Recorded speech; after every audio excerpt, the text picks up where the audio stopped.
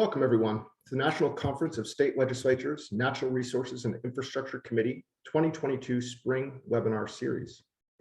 Today's webinar is titled School Bus Electrification, State Policy Options. My name is Aaron Ray, and I'm the Associate Director for Energy at NCSL. We will get started in just a few minutes as we wait for the room to populate with our attendees. As folks are signing on, I encourage you to enter your state in the chat box so we know from where you are joining. I will note that NCSL's main offices are in Colorado, so I'm broadcasting from Denver today with my colleague Austin Eigelhart. It's like we've got folks from Iowa and Florida, Wisconsin, Washington State, good mix of states represented, which is terrific.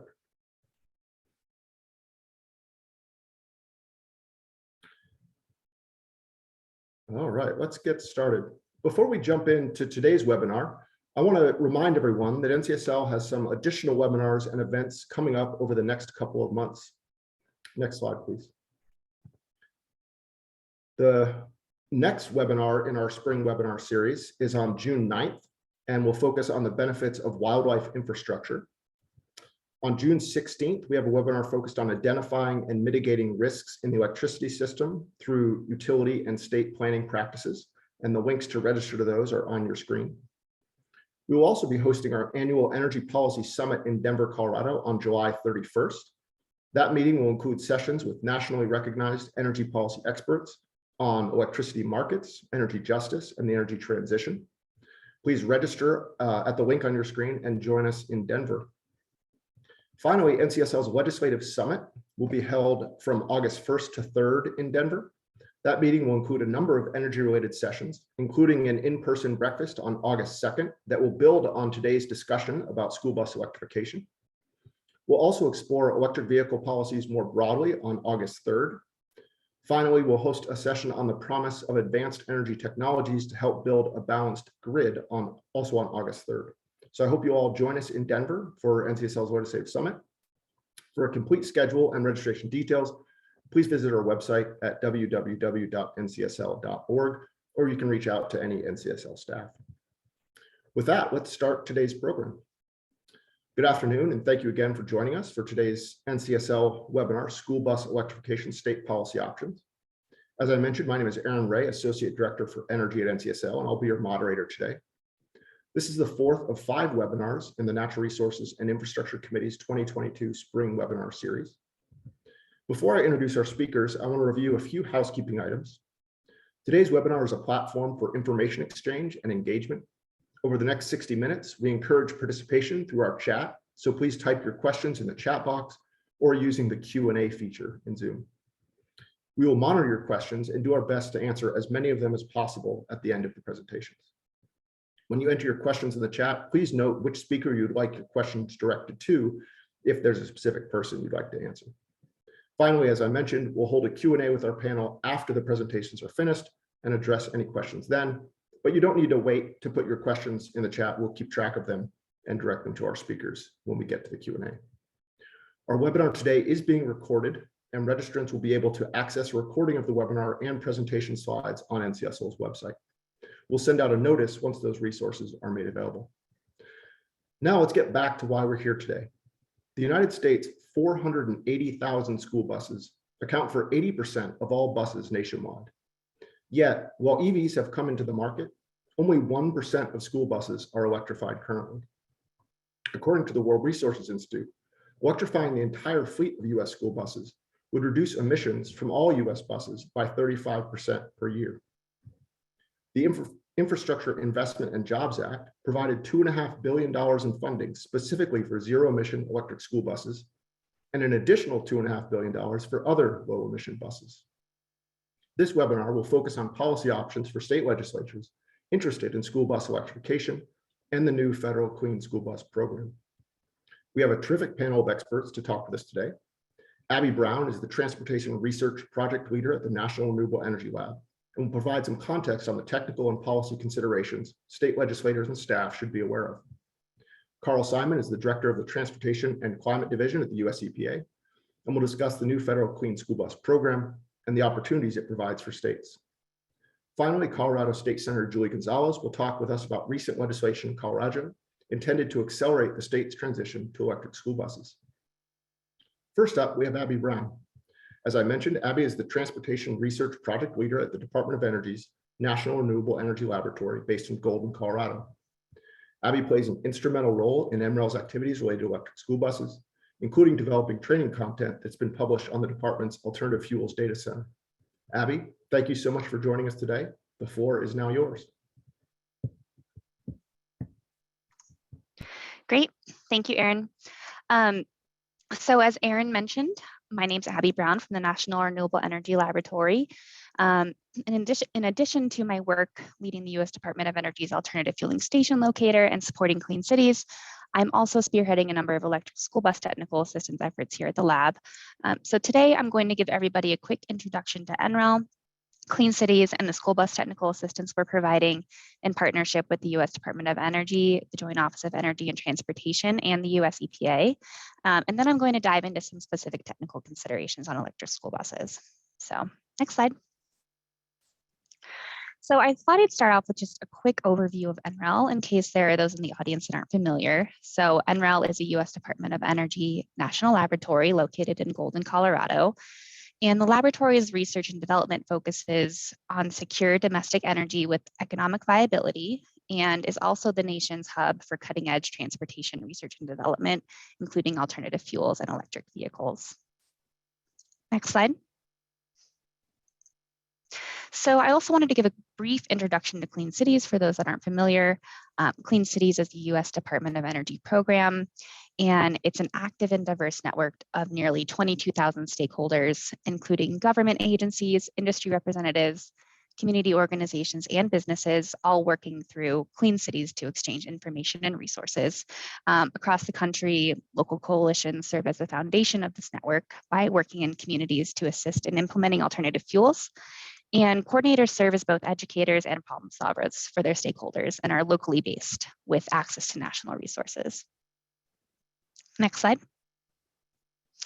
So I'd also like to take a minute to highlight the U.S. Department of Energy's Alternative Fuels Data Center, or AFDC, as many of the tools and resources that I'll be pointing to today are housed on this website, which is one of DOE's most widely used pages. So the AFDC collects, analyzes, and distributes data used to evaluate alternative fuels and vehicles, and houses an extensive collection of information, data, and tools related to every technology and fuel in the Clean Cities portfolio, of course, including electricity. And the information on the AFDC helps a variety of transportation decision makers evaluate affordable options to meet their energy and economic goals. Next slide. So the first resource that I wanted to highlight today is the newest addition to the AFDC, the Flipping the Switch on Electric School Buses Technical Assistance Series. This 8-part series contains a collection of video modules and handouts designed for K-12 fleets looking into school bus electrification so that they can make the best decision for their fleet. The series, as you can see here, the series covers a wide range of technical assistance topics and can be watched either as a whole or like for a step-by-step through the process, or you can focus on the pieces and parts that meet your specific information needs. I'll note that more content will be added to this page, so continue to check back for the latest. Next slide. So another resource that I wanted to highlight is the newly launched Clean School Bus Technical Assistance Program.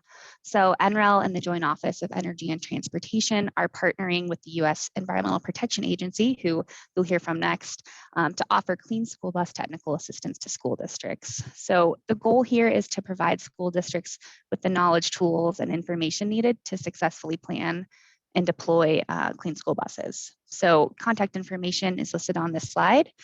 You can email the email address or reach out through the contact form on the website.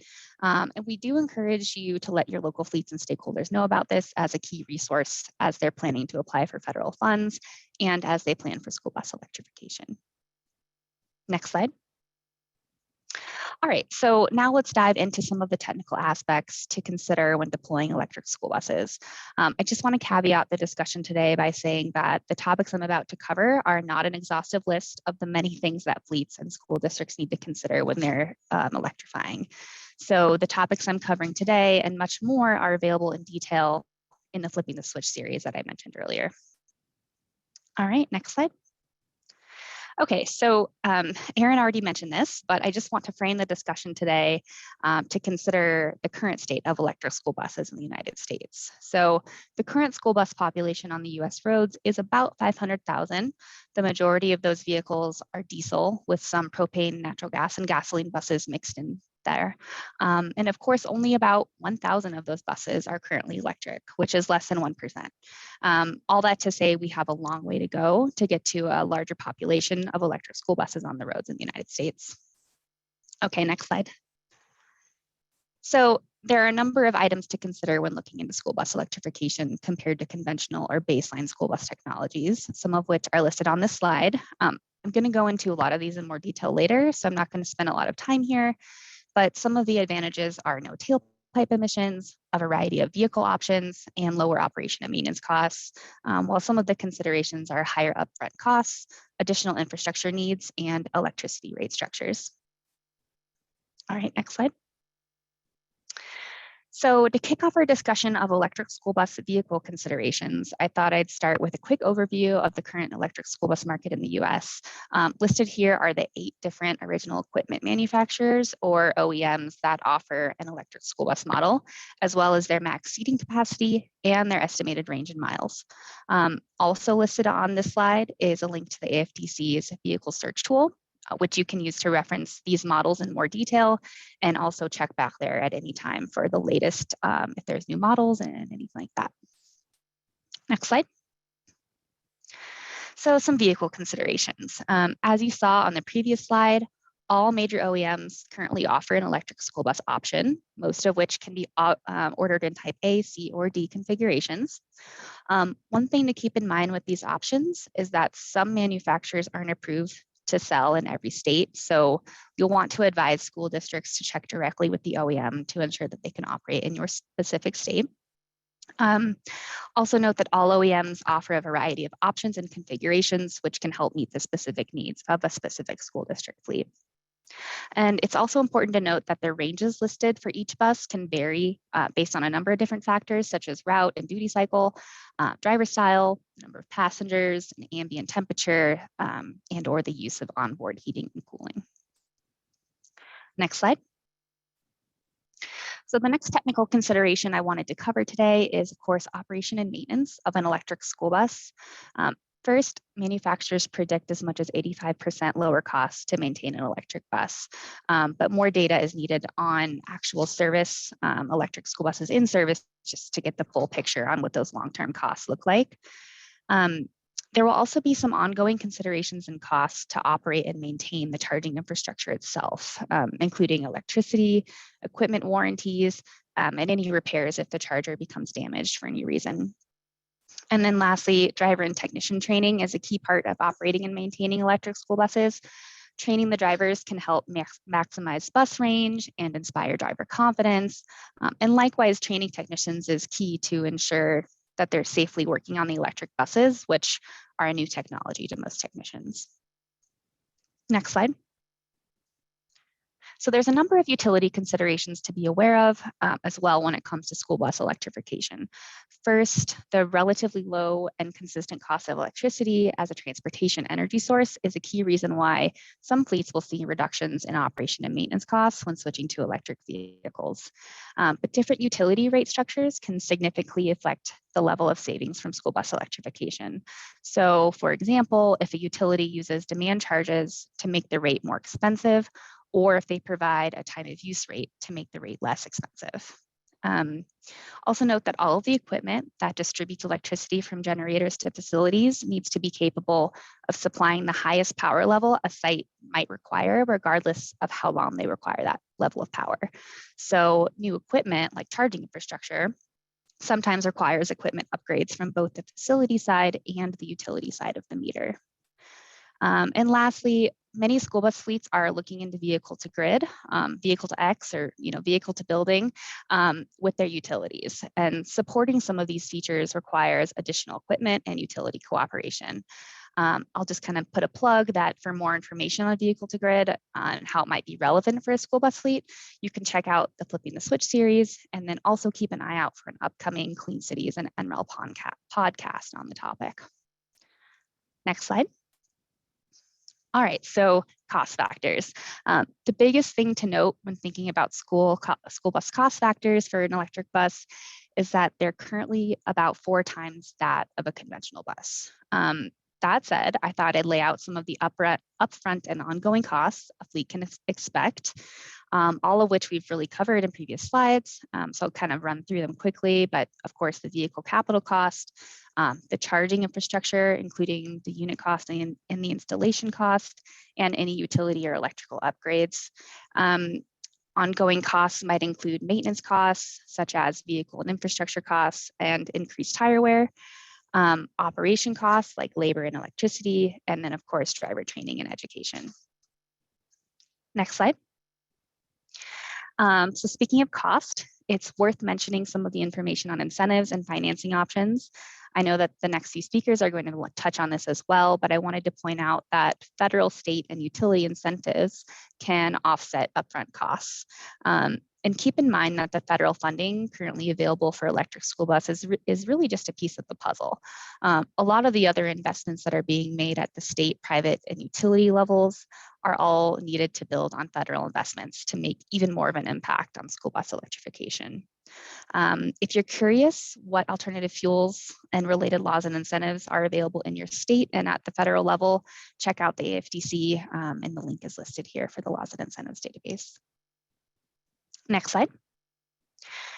All right, so I'll close today just to touch on a couple of other considerations to mention. First, while the focus today is of course on electrification, as state legislators, it's important to keep in mind that there are other alternative fuel applications for school buses and that there may be fleets in your states that have already invested in some of those technologies, namely propane and natural gas, which are also options with the EPA Clean School Bus Rebate Program that you'll hear about shortly. The next topic is equity, which is a huge topic of discussion when it comes to school bus electrification and is a priority for a lot of the federal funding that you're seeing. Electric school buses provide an opportunity to address burdens to underserved communities. And I wanted to point out that states can augment what's being done at the federal level by offering additional funding and technical assistance. So you can offer to help local schools looking into school bus electrification. And then lastly, legislative action can encourage utilities and commissions to act on school bus electrification. For example, the Maryland Clean Climate Solutions Act of 2022 included some electric school bus pilot program language that stated that the Maryland Public Service Commission needed to develop and administer an electric school bus pilot program for investor-owned utilities. So just an example of something that you guys can do as state legislators. And that's it. We'll take questions at the end, but also feel free to contact me here on this email. Thank you. Thank you very much, Abby. That was terrific. If Abby's presentation inspired any questions among our audience, I encourage you to add them to the chat or the Q&A feature now, and we'll address them at the end of the presentation. You don't need to save them. Next up, we have Carl Simon. Carl is the Director of the Transportation and Climate Division of the Office of Transportation and Air Quality at the U.S. Environmental Protection Agency. His portfolio includes work with voluntary programs like SmartWay, international trade issues, analytical modeling, and the forecasting of mobile source emissions. He previously served as Director of the Compliance and Innovative Strategies Division. Carl, thank you for joining us today, and the floor is now yours. Thank you, Aaron. I'm really happy to be here, and thanks to Abby for an excellent presentation to lay out, I think, a lot of good overview on where we are here. I'm going to spend a few minutes today talking about the rebate program that we just rolled out a few weeks back, walk through kind of where we are and kind of how it fits into the broad school bus program under the bipartisan infrastructure law. So with that, let's go to the next slide. So just as a refresher, in November, the law was passed. It's $5 billion. So a significant amount of money going over 5 years for the replacement of existing school buses with clean and zero emission school buses. So there's 2 categories of buses that zero emission one, I think, is hopefully pretty self-explanatory. That's electric or hydrogen fuel cell buses mostly. Clean school buses is a little more complicated, and that we'll get into that question here as we go forward here, but it is about replacement. The program defines, and that we do believe that there are lots of benefits, a number of which Abby touched on, but also just thinking about the equity as well as just cleaning the air in the school bus environment for children who are more susceptible to some pollution impacts as well. Next slide. So as we talk about the funding, the half of it is defined to go to zero emission buses. As I talked about, half of it goes to kind of everything else, including zero emission buses, is the way the statute is laid out. So as we think through our funding opportunities, we will look at the bus categorization in this clean school bus category, which includes all the zero emission buses, but also propane, natural gas, and biofuel buses as well, by definition. Next slide. Our first funding opportunity, I want to stress first, because it is not going to be A, the only, or B, the only mechanism we'll use to allocate and provide funding opportunities as we think through this multi-year process. There is we're doing it as a rebate. For those of you familiar with what's known as our Diesel Emission Reductions Act program, we've been doing school bus rebates for a number of years, and that the benefit of a rebate program, and we do it as a lottery approach. So it's effectively a one-page application we've put forward. So it's very easy, very accessible, and very fast in terms of getting money out into the pool of school districts so that they can get buses as fast as they can. That's the upside. Some of the downsides, if there are those, is that it's a pretty limited tool, right? Where we're trying to address certain areas. We recognize that a rebate structure doesn't work for all school districts in their situation. We're very aware of that, and we will be thinking about our next funding opportunity, for example, will be a grant opportunity. So that may address some of those considerations as well too. We are looking at, in order to get as many projects across the country, we have limited it to one application per school district. They can replace up to 25 buses. They can be any mix of the technologies in the space generally, and that we're not going to do multiple applications for bus replacements. So and we'll get to some information here as we go forward on some of the details. Next slide, please. The statute is very clear in terms of who the eligible applicants are. So I think some of these are pretty self-explanatory, including the state and local government entities responsible for providing bus service. So that does not include just state or local governments generally. They do have to be engaged in the school transportation process. We know there's a handful of states that are in this category, but it'll be mostly school districts.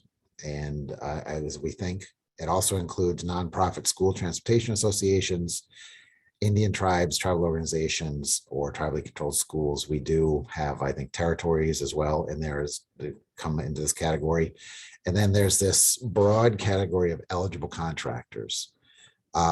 What that covers is effectively school bus manufacturers. Their dealer structure can apply under certain requirements, but it also allows for private transportation providers, which are 40% of the school transportation system currently.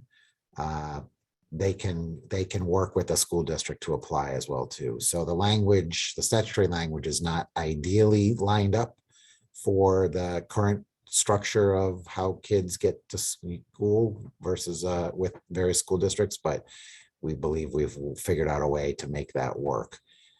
What this doesn't allow for, so this is a public school process. So it's for public schools only. Charter schools that are affiliated with public schools can apply as well too, and our program guide kind of lays out those structures as well. but it does not apply to private schools, for example. Next slide. The law also allows EPA and actually kind of directs EPA to consider prioritization criteria. So what that allows for is we can provide more funding for a school district that falls into this category. And it also will, for the rebate process, receive preference in the selection. And I'll walk through that here in a sec. You only have to meet, you'll see there's 3 categories. A school district only has to meet 1 to be considered prioritized. And we have published a list of, and we've done kind of the math for that. So on our website, we've gone down and people can search to see if their school district meets the list. But let's go to the next slide to show you what went into that equation. So these are the statutory criteria laid out. So 1 is high need school districts in low income areas. The agency is using a Department of Education data set that comes out of the Census Bureau data. We've used this earlier last year in a electric bus only funding solicitation where we actually made the cut point more stringent at 30%. We've narrowed that down or limited that a little more to be more expansive. So it's a 20% cut point, and we didn't do any rounding. It's if you're at 20, then you're in. If you're not, you're not. And this does include the low income areas here too. For rural school districts, there is again some Department of Education data that plays out. We've taken 2 of the 3 categories, so the more rural of the 2 of the categories, and put those into the prioritization. And then, as I said, for tribal, I don't think there's any limitations as long as you meet these definitions. Next slide, please. We do require replacement. We think that it's important from an air quality perspective, but also from an equity environmental justice perspective, because we heard from a number of stakeholders as we were designing the program that they were very concerned that old buses somehow not, they tend to end up in their neighborhoods, and they did not want to have that happen. So we do require, if you're running, asking for a bus here, and there's some limitations and flexibilities here, that a bus gets scrapped, or if it's a newer bus, it be at least sold or donated, because we recognize there's some folks that went and bought say a 2013 propane bus, and they'd really like to get an electric now. We have provided for some flexibility there as well. Next slide. We do require the bus be operational and that it serves at least 3 days a week. In this time frame here, you can see on the last bullet, to a public school in a district somewhere in the country. So what that means is that if a school district does not have a particular bus that meets the criteria, they can partner with one of their transportation providers, for example, or other mechanism to get a bus, or get a counting of a bus in a similar district somewhere else. If it's, say, they're in North Carolina and there's one in Florida, that's okay. We've tried to be as expansive as we thought we could be in this structure. So we think this provides a lot of opportunity for people to expand their participation in the program for those folks that don't have, particular buses on their inventory that would meet the criteria. Next slide, please. The new bus, as Abby noted too, this is a battery electric CNG or propane funding opportunity at the moment. It has to be EPA certified, so we are not paying for, at the moment, for example, replacement kit or retrofit type buses that aren't certified. Has to be above 10,000 pounds. There's a school bus definition that we need to follow. And then, very important, don't order it before getting official notification. And then it has to be a purchase order, not a lease or a lease to own opportunity. And again, for those folks that have participated in the DERA program, rebate program, these should all look really familiar. Next slide. Here's what we're funding, and I think this is an important slide. You can see it's a sliding scale depending on bus size and technology. Starting in the top left, for a prioritized school district, we're paying for what we think basically fully funds, if not, it easily fully funds a purchase of a new bus. So we don't think that school districts would have to do cost share, for example, based on our understanding and what we've of the market and what we've heard during the development of the program. If you are not in that category, then we would pay $250,000 for an electric bus. As you can see, we work our way down for the various technologies. So CNG and propane are at different scales because, as I think Abby pointed out in her slides, there's a pretty significant cost difference for electrics versus the other buses. The other numbers get you basically to cost parity with diesel. We're not quite there yet with electric, so we're trying to provide some impetus in that space as well. Okay, we are also funding infrastructure. So this goes per bus. So it is if you ask for 5 buses, you would get $100,000, for example, if you're a prioritized district, or 5 times 13 if you are not. So as you think through, as folks think through this, we can go to provide some money. And as I think, as Abby really helpfully pointed out, we are working closely and relying on the DOE-DOT Joint Office for a lot of help and on the infrastructure question, because it's really important, we think, to have one federal voice in the infrastructure questions, because there are a lot of moving pieces there. So we're really grateful and appreciative of the opportunity to work with our other colleagues. Here's what we're going to pay for generally, is that we're going to think about stuff to the right of that red dotted line. So think kind of the, anything from the electric meter over to the bus is appropriate. We are very concerned about getting as many buses on the road as we can. That's the impetus from the congressional mandate we have in front of us. And we know that some infrastructure ability or investments are fairly costly. We also think that there are other funds, for example, through USDA or through DOE, that can help on some of these things to the left of the dotted line. That we'll get there, because we know not every school district can just run something from the meter over to the bus. So, but for this funding round, we're looking to keep this pretty narrowly applicable. We do require Energy Star certified chargers for level 2, to the extent that they're Energy Star certified for level 3, which is a work in progress. We would certainly encourage that. It's mostly to make sure that the technology is out there, it's been looked at. It has some safety considerations as well too, where we want to make sure that people are getting good equipment here. Next slide, please. So here's the timeline in terms of where we are. So the application period is open until August 19th. The takeaway, I think, for this time frame is there's no benefit to being first, but don't be last.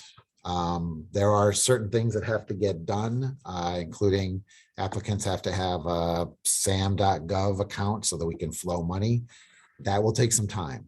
So we know that school districts need to think about talking to their utilities, for example, and figuring out where things work in their procurement cycle. So we wanted to give some time for people to think about this, but it really is important to pay attention to this and not decide on August 17th you're going to apply, because you probably won't have the ability to do so.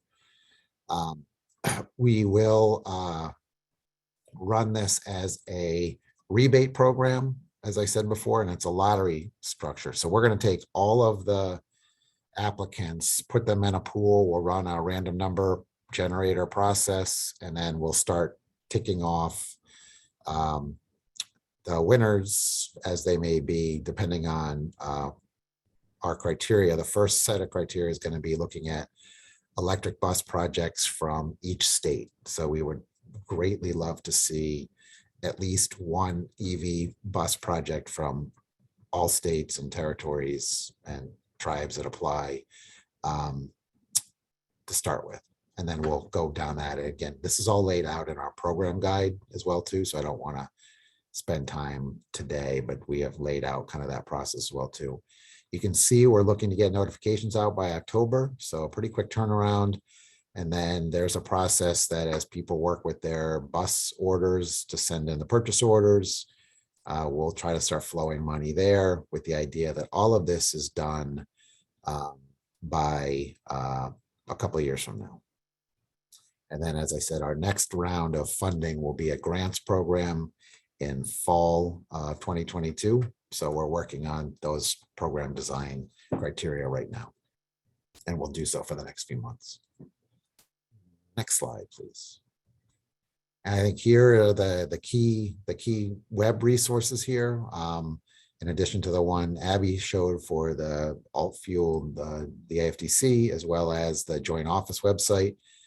This is the main Clean School Bus website, including if you have any questions or folks have questions, cleanschoolbus@epa.gov will get questions to my team that are working through those as well. And I think that's it, Aaron. Thank you very much, Carl. For our state legislators and legislative staff, it's very helpful for them to understand the new federal resources available to districts and the process that EPA is undergoing. So this is terrific. Finally, we have Colorado State Senator Julie Gonzalez. Senator Gonzalez represents Colorado's 34th district, covering much of downtown Denver and its surroundings to the west and north.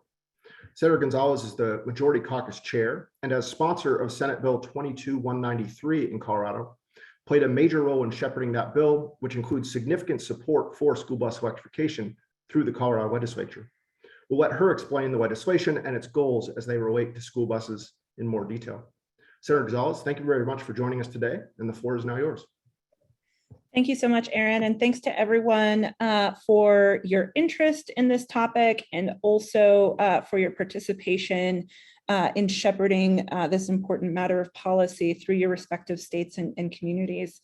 So I will just start by saying that Colorado, I think, has long been a place where we have worked to balance the competing interests, right, of how to support development of industry and our economy to help our Coloradans thrive.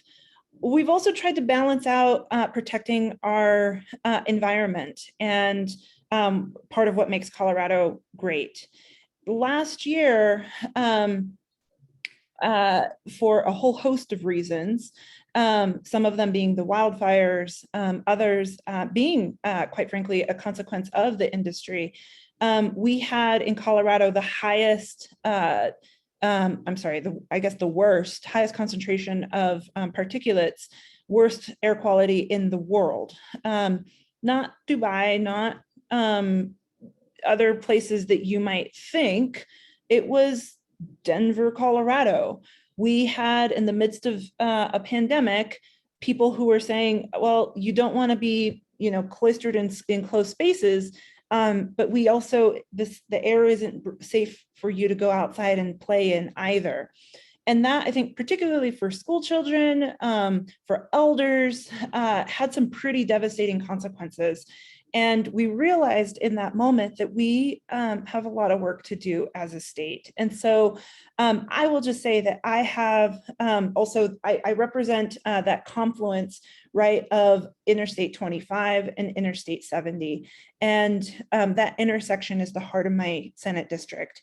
I have 5 elementary schools within 4 blocks of either Interstate 25 or Interstate 70.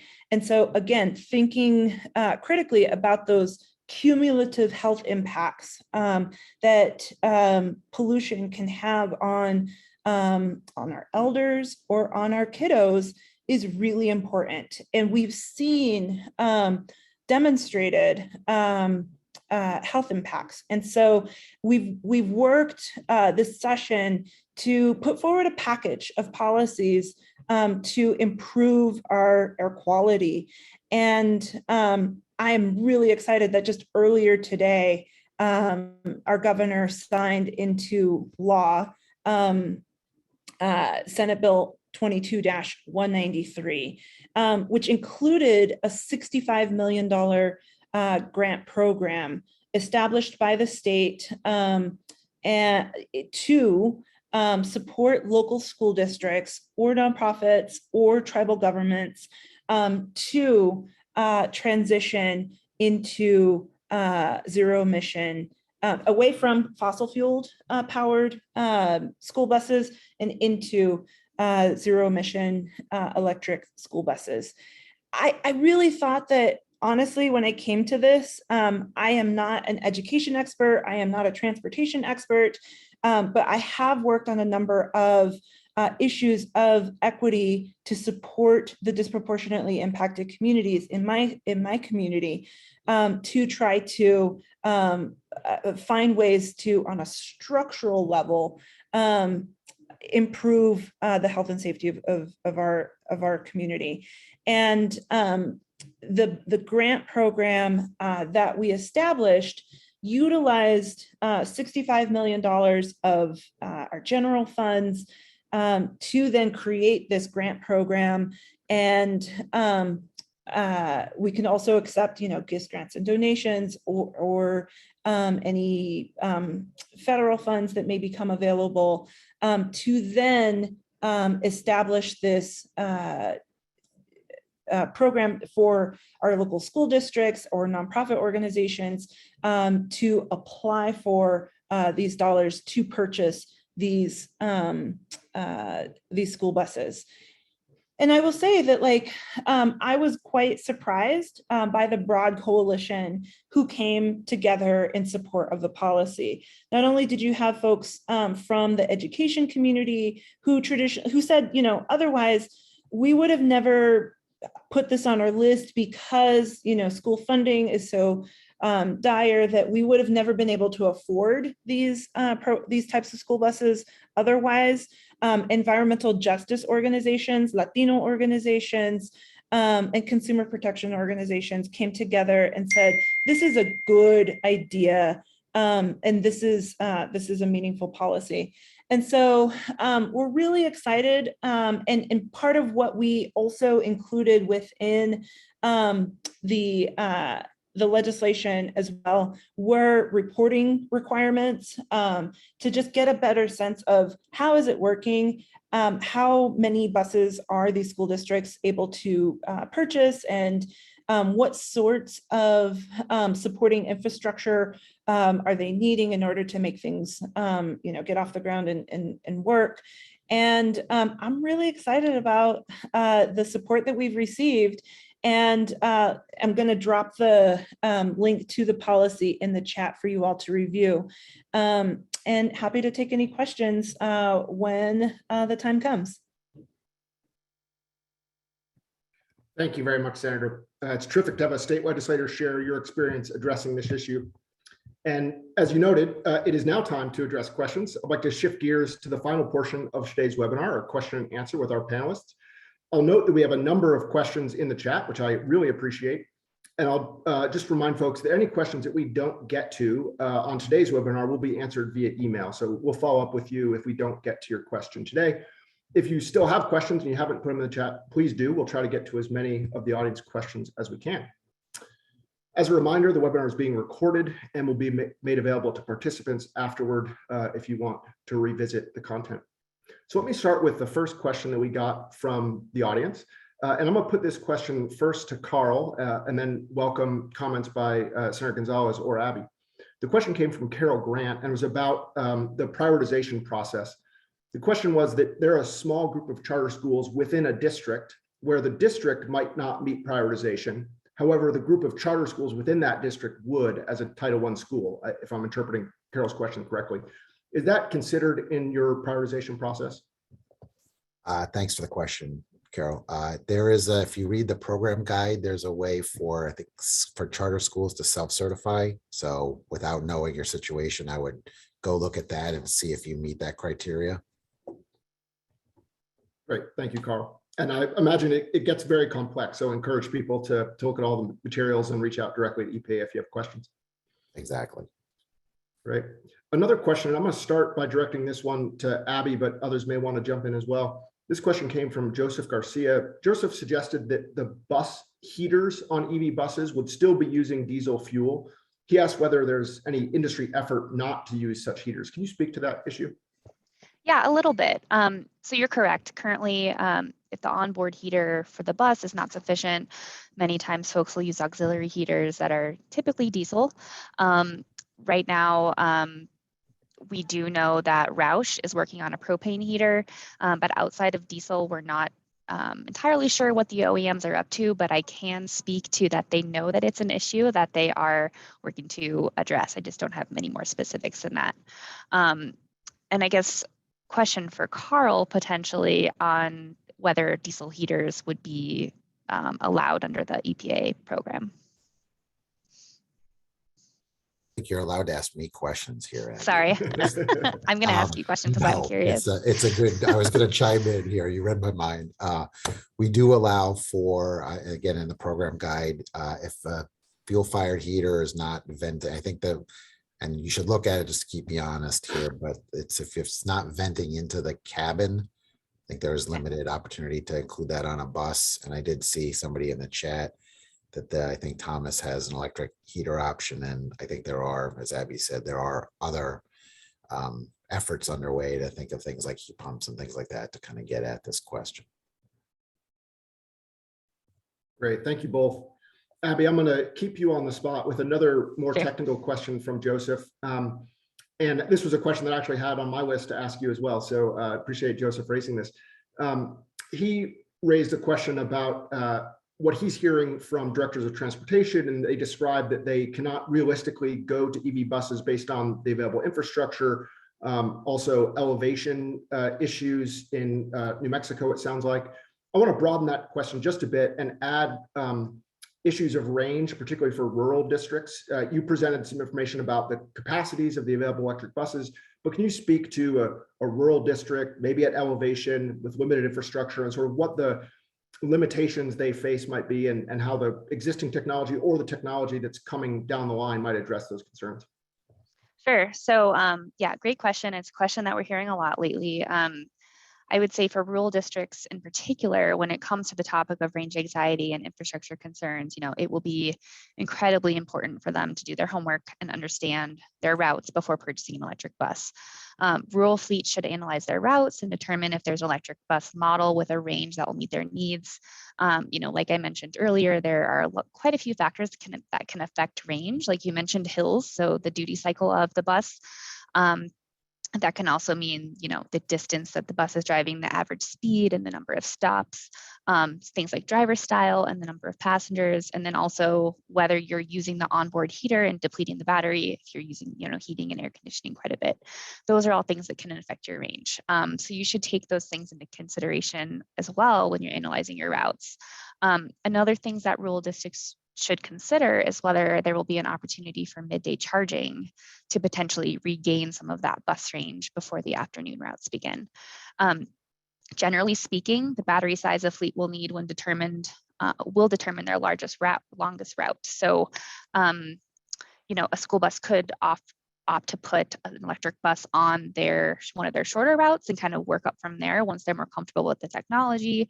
But I would expect that most districts will find that there is an electric school bus currently on the market that meets at least some of their needs. And I'd reiterate that the technology for electric school buses is continuing to evolve and improve. And that includes things like battery size and battery capacity. So I expect that in the future, we'll begin to see electric school buses with larger battery capacities that could potentially be better for some of these schools with very long bus routes. And as state legislators, you can help by providing technical assistance to schools that are looking into school bus electrification to help them kind of make informed decisions, especially with range anxiety.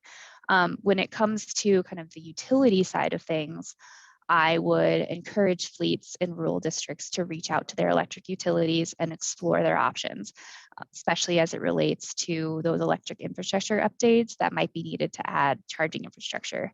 But again, legislative action here can encourage utilities and commissions to kind of act on those school bus electrification needs. So kind of a long-winded answer. I think your answer was great. And I would just add, Aaron, to that is that for us, people can ask for one bus or somewhere between 1 and 25. So if you are in one of those categories that Abby mentioned, and a couple of buses in your fleet work, we think there's an opportunity for you to apply here, given that, we want this to be a positive experience for everybody. So really doing your homework is important, but we are trying to meet people where they are here, knowing that this isn't going to work for everybody right off the bat for all of their transportation needs. Yeah, absolutely. Thank you, Carl, and thank you, Abby, and thanks for the question, Joseph. Sarah Gonzalez, I'd love to put a question to you and the other panelists as well. Abby referenced in her presentation the potential implications of electrification for school district workforce, for example, staff needing additional training to operate or maintain the buses. I'm curious whether you heard those concerns from districts in Colorado and how the legislature is thinking about that as sort of additional element to this transition. Thank you for the question. The overriding concern that we heard, and the reason why so many of the school districts were supportive, was because it's a big upfront cost to purchase these and to get the infrastructure set up. But long term, it is quite frankly a lot more financially sound of an investment in terms of maintenance costs and ongoing costs of fuel and what have you. It's just a much better option.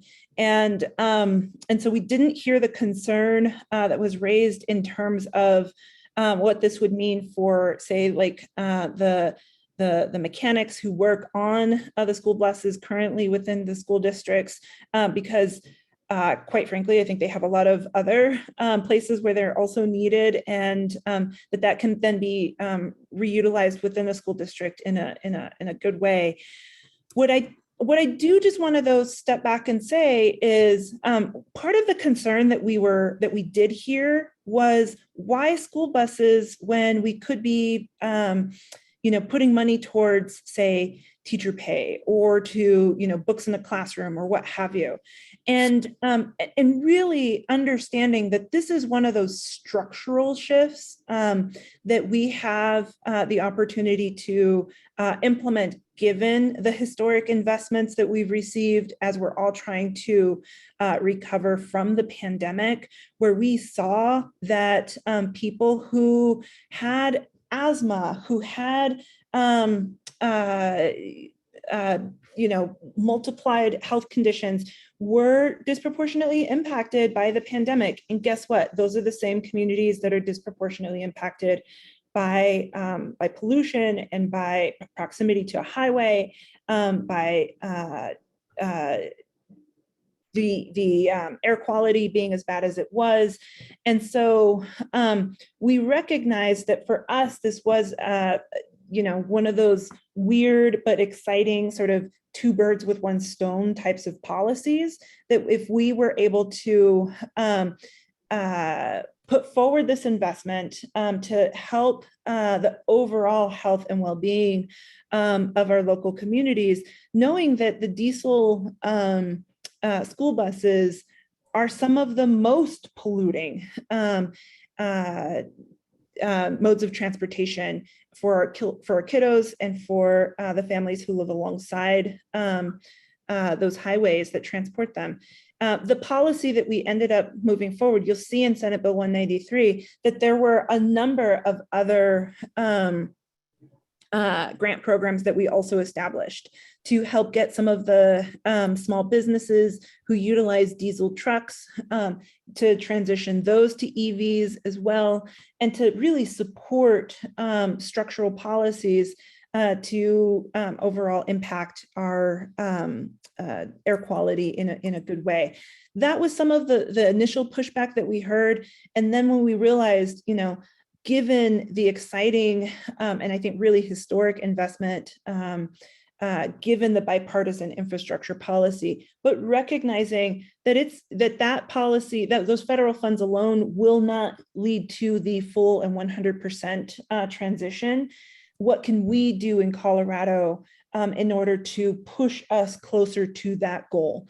And so ultimately, we were able to get a lot of support from all of the stakeholders around the table who stood to benefit from being able to make this transition. Thank you very much, Senator Carr. Abby, is there anything you want to add related to workforce or other issues the senator raised? No, I think it's a great, I'm really pleased to hear the work that the senator is doing with her colleagues. We provide a little bit of funding, mostly through the OEMs in this round, but we recognize that there's, I think, a need there. So we'll be thinking about how to address it in our future funding opportunities. Yeah, and I'll just add, I agreed with, funding needing to go to these support these types of programs. As far as training goes, technician training is a very important topic to consider, as electric buses are so much different than conventional buses. Our understanding is that, while the buses are under warranty, the OEMs like to handle most of the maintenance, especially on the battery components. And they also handle some of the training of staff. But after that, it's kind of up to the fleets to provide the maintenance. There's a limited number of programs across the country that offer this type of technician training currently. Though across the country, a number of state DOTs are beginning to partner with their local community colleges to create programs for both training new technicians on electric buses, in addition to ongoing knowledge maintenance and certification programs. Colorado, for example, is doing this, as are some other states across the country. So I would just urge folks to try to fund those types of programs so that we can train our workforce on the buses. Great. Thank you all. I want to mention the audience. We have more audience questions than we have time to get to, so I apologize if we won't answer all of your questions here. I'll remind you, we will reach out to you directly to get you an answer to your questions that we didn't have a chance to address now. The one last question I want to put to you, Carl, is just give you a chance to talk a little about the outreach that you're doing. We appreciate you taking time to be with us today and talk to our members, but I imagine EPA is doing other kinds of outreach. We got a question about work with underserved populations or rural populations in the Southwest. Do you want to just take a brief moment to talk about the outreach you're doing? Yeah, that's great. Thank you, Aaron. So we are, as you noted, doing a lot of outreach, and we will continue to do outreach over the funding period here all the way through August. We're doing bi-weekly webinars.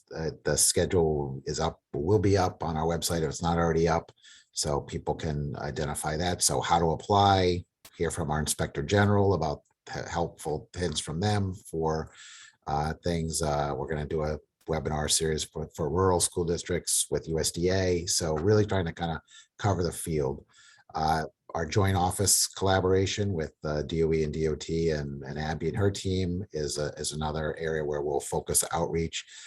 And I think really importantly is we have 10 regional offices that are going to be doing the same thing. So for those of you that are familiar with working with your EPA regional office, there's a dedicated team of school bus funding experts that will be doing all sorts of outreach. So if it helps for us to come talk to a meeting in your state or your local area, happy to do so. I would reach out through them or through the Clean School Bus website that I had there. But we understand there's lots of questions here. We're trying to provide as many opportunities for people to both talk to us and for us to talk to them as we can as we go forward here, because we really, it would be great to be oversubscribed. That would be success here. So the more applications, the better. Thank you, Carl. And I want to extend a final thank you to all our presenters, Abby, Carl, and Senator Gonzalez. We greatly appreciate the expertise you were able to provide today. I also want to thank my NCSL colleague, Austin Eigelhart, who leads NCL's work on electric vehicles and electric school buses. If you have questions about this topic, you can reach out directly to Austin and myself, and we can connect you to any of our speakers. And I'd like to thank the World Resources Institute for their support of NCSL's work on school bus electrification. Finally, thanks to all of you for joining us today. As a reminder, a recording of today's webinar and the presentation slides will be made available soon on NCSL's website. We also hope you'll join us for the next NCSL webinars on June 9th, exploring the benefits of wildlife infrastructure, and June 16th, focused on identifying and mitigating risks to the electricity system. And finally, please register for the NCSL Energy Policy Summit on July 31st and NCSL's Legislative Summit on August 1st to 3rd. To register or find any more information, please visit ncsl.org or contact any NCSL staff. With that, thank you for your continued interest and support of NCSL, and have a great day. Thank you all. Thanks. We appreciate the opportunity.